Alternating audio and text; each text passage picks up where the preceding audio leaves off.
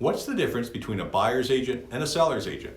Hi, I'm Dwight Streu, the Dwight Streu Real Estate Team. And today I want to talk about the differences between working with the seller's agent or your own buyer's agent when buying your next home.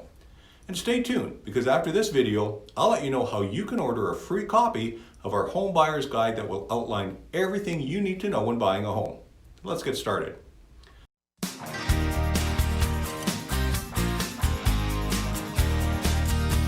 Well, one of the areas I find that there's a lot of misunderstanding when buying a home is the differences between just using the same agent that the seller is using or working with your own agent. For the most part, I think this is due to a lack of knowledge, as nobody has explained the differences, and it's particularly evident with first-time buyers as they've never been through the home buying process before.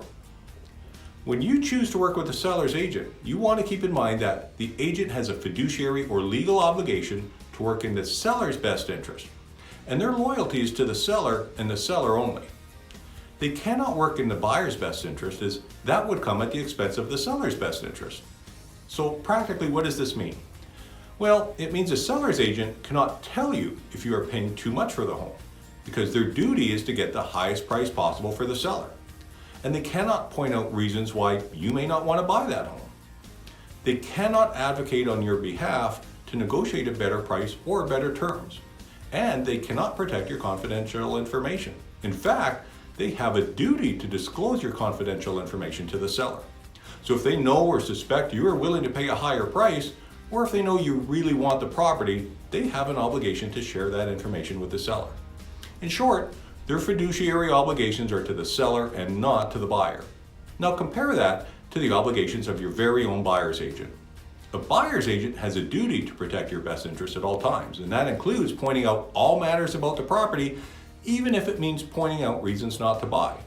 They can also provide an opinion as to the actual value of the property, and they can structure offers to promote and protect your best interest and not the seller's. And they have a legal obligation to keep your confidential information, your thoughts and willingness to pay more for a property strictly confidential. In fact, a good way to look at your own buyer's agent is as opposing counsel to the seller's agent. Now, agents are not prohibited from working with both the seller and buyer, but it is impossible for them to represent the best interests of both. If you have any questions about the information in this video, or if you would like to order a free copy of our Ultimate Home Buyer's Guide, please call my office at 780-462-5002. I hope you enjoyed this video. Thanks for watching.